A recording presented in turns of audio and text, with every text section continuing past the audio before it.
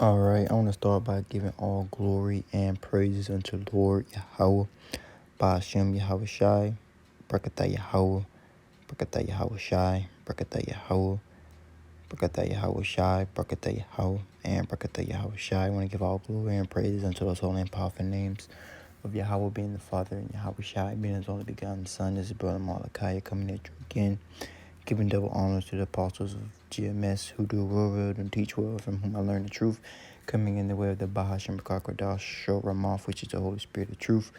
And what I wanted to focus in on today on this particular lesson was going into the term and going into the definition of sojourning, because that's what the Israelites, as we wake up to this understanding and of this truth of the will of the Lord Yahweh Bashim Yahushai and what he's planning on doing here in these last days, and how there is going to be destruction for the 2/3 of the nation of Israel. All right, and then there's also going to be deliverance, okay, upon the chariots for the hope for the elect and 1/3 of the nation of Israel who get delivered, all right, out of the destruction, man.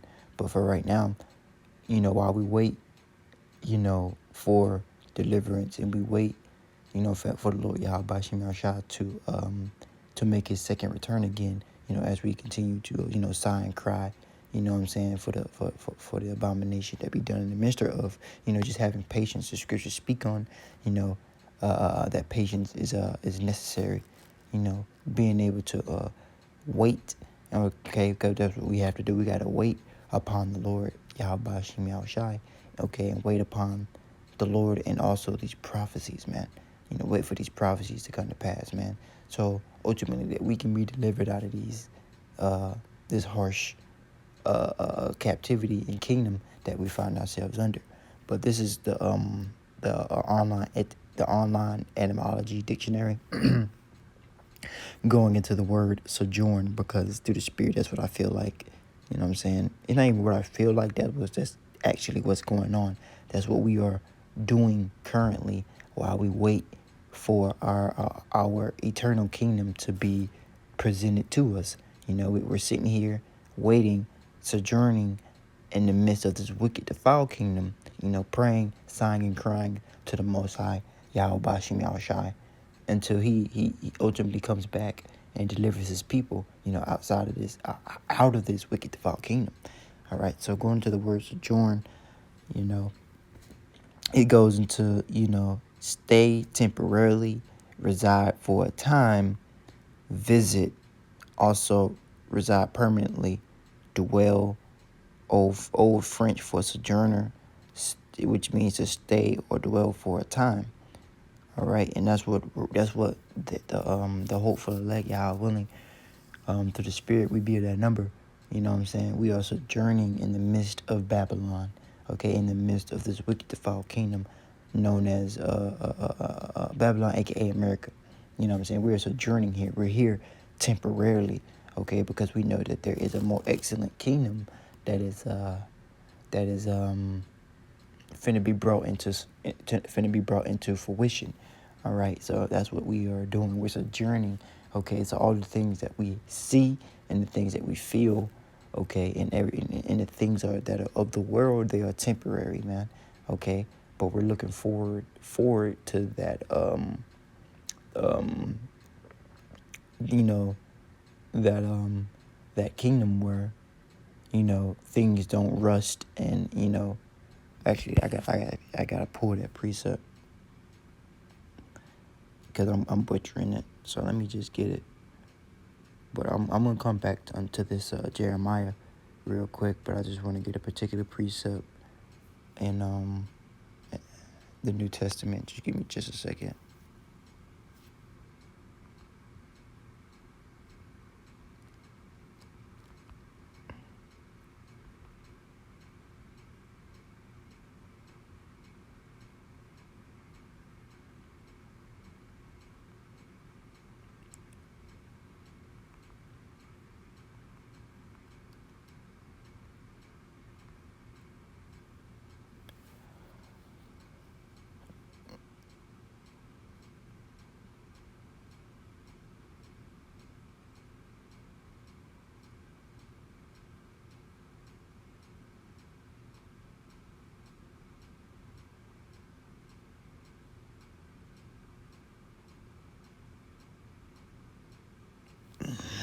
I think this is a particular precept I'm looking for. Just give me just a moment.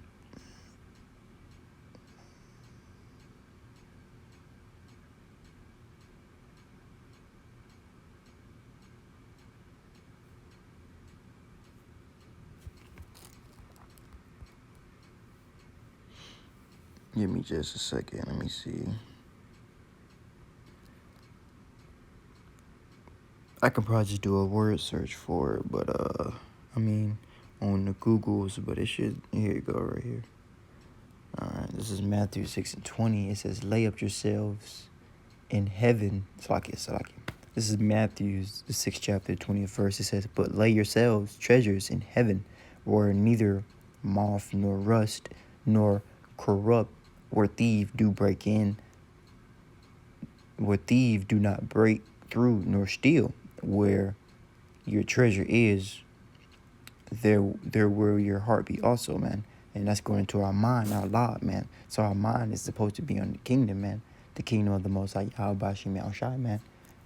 All right, man. So that's why if our mind is on the kingdom, our spirit and our mind is on the kingdom, then our bodies are, while we're still here on this plane, on this earth, we still have to sojourn here until the Lord Yahweh Shem Yahushai comes back, all right, and gives us that kingdom, man. All right, so our minds and our spirits are going to be up on the kingdom, but yet we still got to sojourn here in the midst of this wicked defiled kingdom, waiting and having patience with the Lord, man. But meanwhile, laying ourselves up spiritual treasures in heaven, man. Where thieves do not break in or steal, man, because you can't really build up, treasures and wealth and things such as that on this side, man. You can't even build up women on this side for real, because they're gonna betray you, or some man is gonna wanna lust after them and take them from you. All right, that's what the scriptures is referring to, where thieves can break in and steal, man. In this kingdom, in this wicked defiled kingdom, you can build up, currency, riches and all these things, man, and put it under your mattress. But a thief can break into your house and go under your mattress and steal all of your money and everything that you work so hard for. All right, but via this kingdom, via the spiritual blessings and gifts that the Lord is going to bestow upon us, especially first off and foremost, beginning off with this truth and understanding that we have within the Lord Yahweh Shem Yahushai. These things cannot be taken from us, man. This wisdom and understanding and this knowledge that we have cannot be stolen. No thief can break into my mind and steal the understanding of the Lord Yahweh Shem Yahushai.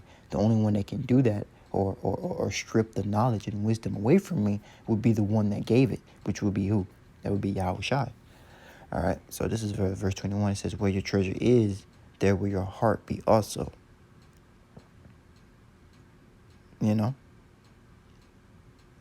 So let me go back into this Jeremiah, the 42nd chapter, just going into how we're sojourning here. This is a temporary plane of existence. We still got responsibilities and things that we got to uphold here, but yet this is not our rest. It says that in Micah 2:10, man. Okay, this is not the place where we lay down our head and we find the rest that the Lord has promised us, man. This is actually the place of bondage, captivity. I believe David in the book of Psalms referred unto this place as the valley of the shadow of death. All right, so this is the place where the glory is gonna abide. Where the Lord is gonna bless us with all types of things, man. But this is instead the place where, where we've been cursed, man, and we've been downtrodden, and we've been called outside of our name, which is what? Yasha Allah, which is to say Prince of the Power, or He Prince of God. Okay, they're not calling us these things, man, but instead they're calling us everything else but, not wanting us to come back into our full heritage that the Lord Yahweh Shem Yahushua has bestowed upon us. Okay, but like I said before, we're just sojourning in the midst of this wicked defiled kingdom until things change. Okay, and the Lord is going to provide that change for us, man. Now this is Jeremiah 42, and I'm going to start at verse 15, because the same things that was happening, aforetime, is happening again, Okay, that's why the scriptures say in the book of Romans, the 15th chapter, that things were written aforetime for our learning, roughly paraphrasing. And this is Jeremiah 42:15. It says, "And therefore hear the word of the Lord, ye remnant of Judah, thus saith the Lord Yahushai, the Lord Yahweh of hosts, Lakia, the power of Israel. If ye wholly set your faces to enter into Egypt and to go and sojourn there." Okay, now through the Spirit, the 2/3 of the nation of Israel have wholly set their faces to enter into Egypt. And what is Egypt? Okay, Egypt spiritually represents the house of bondage for the children of Israel, and also it represents America, man, because this is another Egypt or another bondage for the children of Israel. Okay, America, Babylon the Great is just another Egypt. It's a new spiritual Egypt, man. Okay, and this place is also spiritually Sodom, all right, because of the heavy homosexual works that go on here. Okay, and this place is going to be destroyed like unto Sodom with fire. Okay, from the nuclear ICBM missiles, man. But anyway, it says if ye wholly set your faces to enter into Egypt, enter into a covenant, basically trusting in the shadow of Egypt, basically trusting in, this system, trusting in, men, what I'm saying, and the government, and to think that, the might of the chariots, okay, and their armies, okay, and their money system and their value, they're trusting in that and not trusting in the Lord, Yahweh Hashem Yahushai, man, who has set this kingdom up. He has set this kingdom up. He's also going to be the one that's going to dethrone this kingdom as well. All right. But it says, if ye set your faces to enter into Egypt and go to sojourn there, then it shall come to pass that the sword ye have feared, all right, because the Lord Yahweh Hashem Yahushai is gonna destroy 2/3 of the nation of Israel that trust, okay, in Egypt, man, that trust in Esau, Edom, man, okay, that trust in the heathens, man, all right, and not in the Lord Yahushai.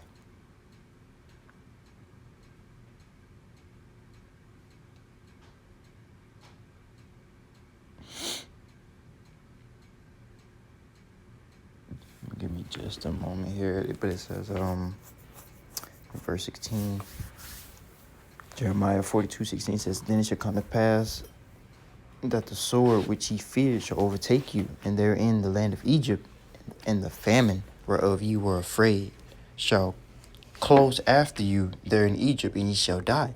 All right, this is going to plagues, going to the famine, and going into the sword. These things are going to be brought upon Egypt. It's like going to be brought upon the children of Israel, going to be brought upon the 2/3 of the children of Israel once again, going to the famine and going to the sword, and also going into the pestilence as well, is going to be brought upon the children of Israel. Okay, again, for disobedience. All right, and because they refuse to hearken unto the Lord and hearken unto his prophets, man. All right. The Lord said, which I'm finna get right here, that 2 parts therein we're gonna cut off and die, man. All right, and this is how the Lord Yahweh Shema Shah is gonna do it, man. All right, because these people, okay, these foolish Israelites, man, these so-called Negroes, so-called Latinos, and so-called Native American and Seminole Indians trust in Egypt, man. They trust in the chariots of Egypt, man. They trust in America. They trust in Babylon. Okay, they trust in Joe Biden. They trust in, they trust in the almighty dollar. Okay, they trust in everything that's not the Most High Yahweh Shem Shah. So the Lord is going to send that Egypt. Send that death and plague unto them, man. All right, because they chose to sojourn in Egypt, man. And when you're really supposed to be, through the Spirit, sojourning with the Lord Yahweh Shem Shah, man. We're just here temporarily in this place, man. Everything outside of the Lord, for real, is really temporal, man. All right, through the Spirit. So give me just a moment. Let me get over here.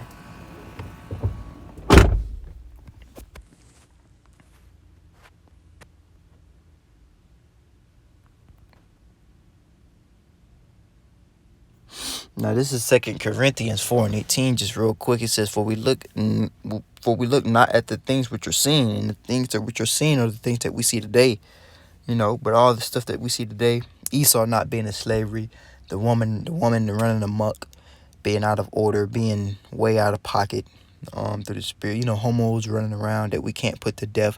These things, man, these are temporal, man. All right. So this is 2 Corinthians 4:18 says, while we look at things which are seen, which I'm gonna pull this up. It says, while we look at things not which are seen, but at the things which are not seen, for the things which are seen, all right, which are the things of right now. Okay, it says, but the things which are not seen are eternal. All right, so the things that we see right now are temporary, man. They're just here for a time, and then they're gonna go away, man. And that's the same thing that sojourning is, man. We're here for a time until the Lord comes and deliver us out of this wicked defiled kingdom. We just gotta continue to hold fast and keep faith, man, with the Lord that He's gonna do this, man. But the 2/3 of the nation of Israel, they choose to sojourn in the midst of Egypt. They choose to trust, okay, and their dwelling place. Okay, we trust in the Lord. You know what I'm saying? The Lord is our tabernacle, our abode through the spirit, man. But the 2/3 or anyone outside this truth, man, that doesn't want to believe and come into the good graces, they trust in the world, man. They trust in Egypt, man. Okay, and that's gonna be to their downfall. So let me get another precept here. Or actually, let me go. I want to kind of go in. Let me turn my data on real quick for this app. I want to go into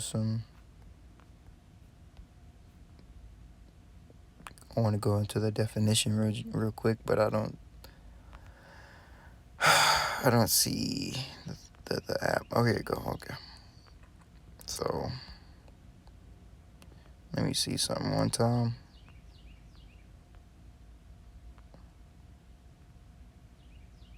See, so this is going into the word temporal. Let's pull it up real quick. Strong's G 4340. Proskairos. Proskairos. Proskairos, the Greek word for temporal, man. So the outline biblical usage goes into for season. Okay, that's going into this kingdom, this current rulership that is ruled by the Edomites is only but for a season. It's only enduring for a while and it's temporary, man. But the Lord is going to deliver us and give us that eternal weight of glory, man, which is not going to be temporal, but it's going to be eternal, So let's get a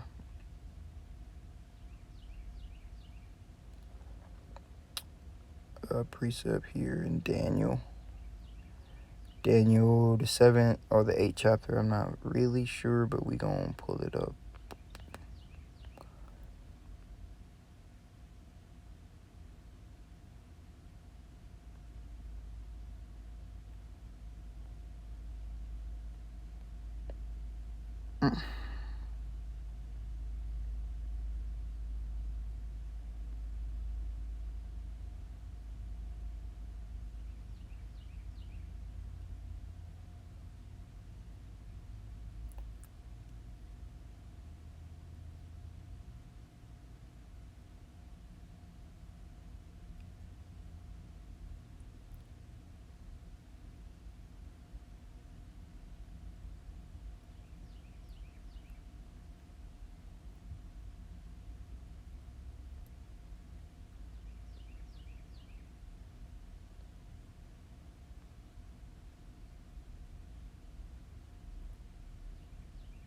So I can bear with me. I'm looking for a particular precept here in Daniel 8.